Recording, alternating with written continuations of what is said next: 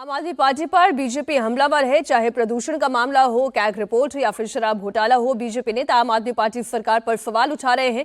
इधर आम आदमी पार्टी दिल्ली में चौथी बार सरकार बनाने का दावा कर रही है। डेट आज अनाउंस करना है चुनाव आयोग ने। 2 बजे हमने सुना है कि वो प्रेस कॉन्फ्रेंस करेंगे और दिल्ली बहुत प्रतीक्षा से उस तारीखों का इंतजार कर रही है, क्योंकि पूरी दिल्ली इस भ्रष्टाचारी सरकार से मुक्ति चाहती है जिसने दिल्ली को 10 साल में बर्बाद करने का काम किया है। जैसे ये तैयारी मतलब तारीख आती है, पूरी दिल्ली तैयारी के साथ एक परिवर्तन के लिए दिल्ली में माननीय प्रधानमंत्री मोदी के नेतृत्व में डबल इंजन की सरकार बनाने के लिए उतरेगी। देखिए, आम आदमी पार्टी चुनाव लड़ने के लिए पूरी तरह से तैयार है। हमारे पास सीएम फेस भी है, हमने 70 कैंडिडेट्स भी अनाउंस कर दिए हैं। वहीं भाजपा की या अन्य पार्टियों की कोई तैयारी नहीं लगती। हम चाहेंगे कि हम उम्मीद रख सकते हैं कि इलेक्शन कमीशन एक fair and free and fair elections conduct करेगा एंड दिल्ली की जनता भारी प्रचंड बहुमत से चौथी बार से फिर से अरविंद केजरीवाल जी को ही जिताएंगे।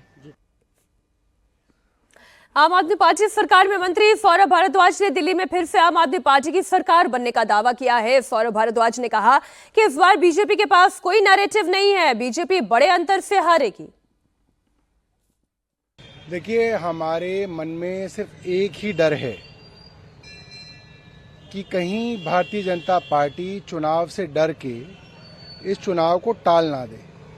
और आज जब चुनाव हो रहे हैं और हो सकता है आज 2 बजे चुनावों की घोषणा हो जाए, तो मुझे लगता है इससे अच्छी बात आम आदमी पार्टी के लिए नहीं है, क्योंकि हमारे बीच में यही बात थी कि भारतीय जनता पार्टी का जनता के बीच में कोई नैरेटिव नहीं है, कोई प्रोग्रेसिव बात नहीं है, कोई चुनाव की तैयारियां नहीं दिख रही हैं। कहीं ऐसा ना हो कि ये एमसीडी के चुनावों की तरह दिल्ली विधानसभा के चुनाव टाल ना दे। मगर अब ये चुनाव हो रहे हैं तो हम पूरी तरीके से तैयार हैं और मुझे लगता है कि पिछली बारों की तरह ही भारतीय जनता पार्टी को बहुत कम सीटें आएंगी और आम आदमी पार्टी को एक बड़ा बहुमत, छोटा बहुमत नहीं, एक बड़ा बहुमत जो है आम आदमी पार्टी को मिलेगा।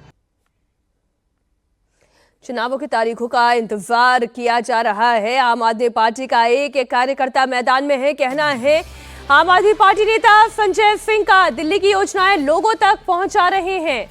क्या कहा, आइए आपको सुनाते हैं। तो तमाम सियासी दल और उनके नेता इस वक्त अपने अपने लिए दावे कर रहे हैं।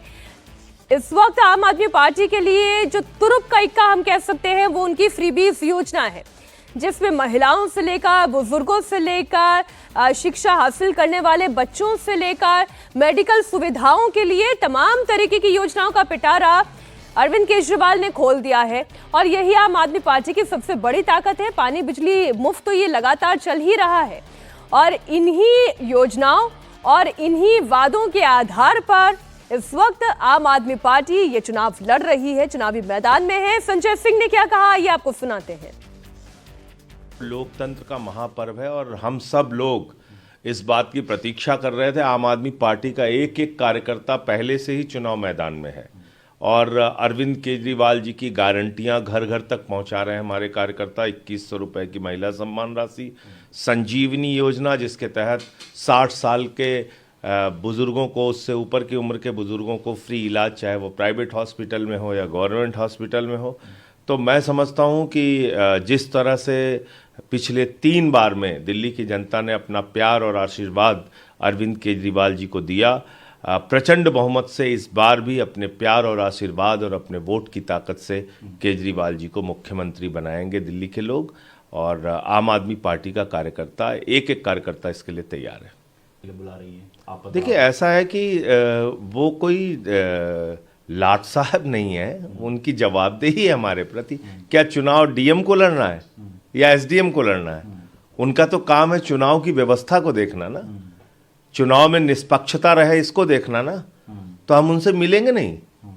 इतने बड़े लाट साहब हैं कि उनसे मैं मिल नहीं सकता। अगर चुनाव से संबंधी कोई शिकायत है तो डीएम से नहीं करेंगे। उनको ये सोचना चाहिए कि एक सांसद होके अगर आप प्रोटोकॉल की वैसे बात करेंगे, हम लोग इन चक्करों में नहीं पड़ते। डीएम का प्रोटोकॉल हमसे बहुत नीचा है, हम तो उनके दफ्तर तक गए। उनको अपने आप को सम्मानित महसूस करना चाहिए।